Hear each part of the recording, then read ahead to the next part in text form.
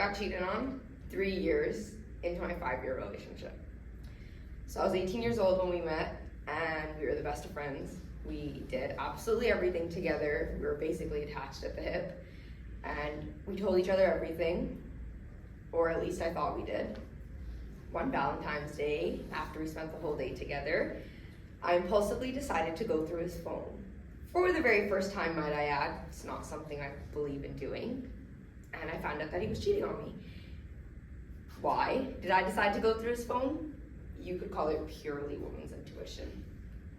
And now if you can recall, I said I got cheated on 3 years into my 5-year relationship, which probably has you wondering why I decided to stay for so long after he did that. Simply because I was afraid. Afraid of being alone, afraid of losing my best friend, and afraid of accepting a new reality.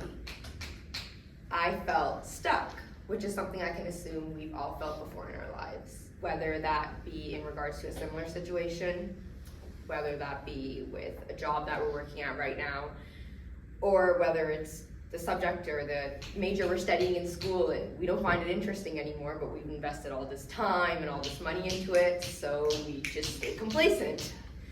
Even though in the back of my mind I knew that wasn't a healthy situation to be in, I stayed because of the time and effort that I had already put into it. This is because of the phenomenon called the sunk cost fallacy. So I will break this down for us. Why do we continue to stay in situations that are no longer beneficial to us? Can anyone remember a time where you told yourself to stick it out, or it will get better, or like I'll reap the rewards later? And you're probably wondering why I'm talking to you about this, or what I even know about this. I was first introduced to the idea of the sunk cost fallacy in my psych class, which I instantly found very interesting. And so through my professor, I was given reliable resources that I could do research from. Additionally, I'm also in my 20s, so I've had multiple experiences that have allowed me to make judgments, do research, and form conclusions that I'd like to share with you today. So today I'll be talking to you about the sunk cost fallacy, how we fall victim to it, and why it's beneficial to change your mind. We'll begin by speaking about what the sunk cost fallacy is. Why it's okay to walk away when you've had enough, and the positive impact that can have on our lives. So first, I'll explain to you what the sunk cost fallacy is, and I'll provide you with the definition and examples. So the sunk cost fallacy, it's a cognitive bias that occurs in our brains. It typically causes people to stick with a course, plan, or an action simply because of what's already been invested so far. So an investment can refer to time, money, energy, effort, all of the above.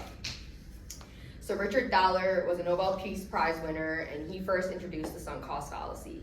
But he concluded that people were he was in economics, so his conclusion was that people are more likely to use a good or a service if they've invested money into it. But psychologists caught word of this term and they wanted to study it further, which is what led to the recognition of the sunk cost fallacy as a scientific term. So some examples of the sunk cost fallacy would be, say you go to the movies and you buy a movie ticket, and you get inside the movie, 30 minutes in, whatever, you decide you absolutely hate the movie. I think this just happened to me like 2 weeks ago. Worst movie I've ever seen. And I can assume we've all likely had this experience, but what did I do? I sat through that whole movie. So think about it like this. The money you paid for the movie ticket's gone regardless of if you finish the movie or you decide to walk out of the movie. But to avoid the loss of the money, we're going to sit through the movie and then we're not enjoying it. Yeah.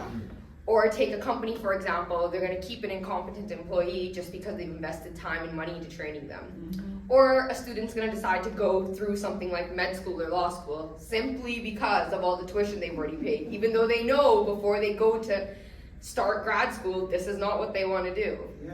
We do this because of something called loss aversion. So loss aversion refers to the fact that as humans, we will feel the pain of a loss twice as intensely as the pleasure of a gain. So the gain could be significantly larger than the loss, but the loss is always going to feel more intense, always. So humans will do anything to try to avoid a loss, which is why we'll sit through the movie. Or stay in the relationship. Or stay in the relationship. Yeah. So now that I've told you what the sunk cost fallacy is, now I'd like to tell you why it's okay to walk away from a situation, person, or place that no longer benefits you.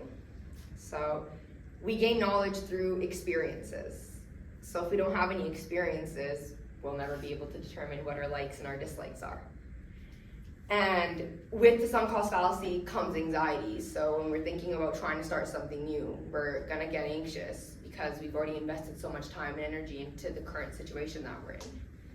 But we can manipulate our minds to view the situation in another light. So to turn the negative into a positive, you wanna look at it this way. If we had never gone through what we're currently going through, then we would never be able to determine or discover that we don't enjoy any longer. And the positive aspect to this is life is about growth, and without experiences, you cannot grow. So the next time you're feeling anxious about making a change, remember that growth is a positive thing, and we shouldn't be afraid of change. So now that I've told you about why it's okay to walk away from a situation that no longer benefits you, I would like to tell you about the positive impacts failing can have on our lives in terms of personal growth and development. Through failure is where we learn some of our greatest lessons. While many of us may have a negative connotation attached to failing, there's a certain beauty to it because failure brings change. When we fail, we learn flexibility, adaptability, versus when we achieve a gain. Because when we win, quote unquote, you're not forced to sit there and think about how I can do better or how I can make a change. So the beauty of failure is the fact that we're able to make changes and that we can use the change to our advantage.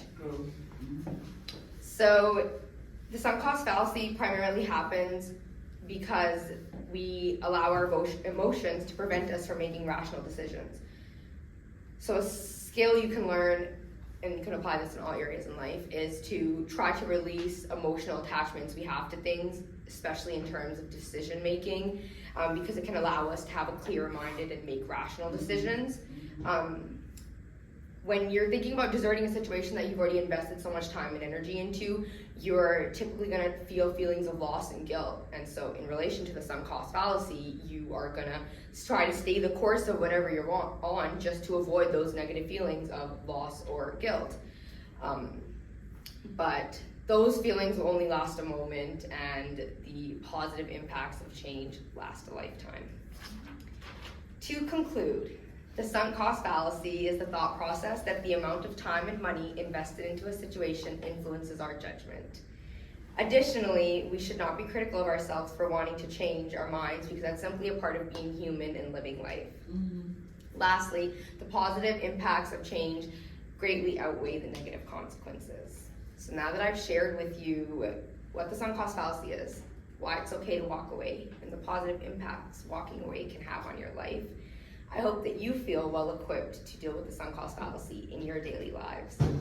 And to wrap this up, I'd like to leave you thinking about this. What if Walt Disney had decided to stick it out as a newspaper editor? Or what if Albert Einstein decided that he needed to remain focused on his career as a patents clerk?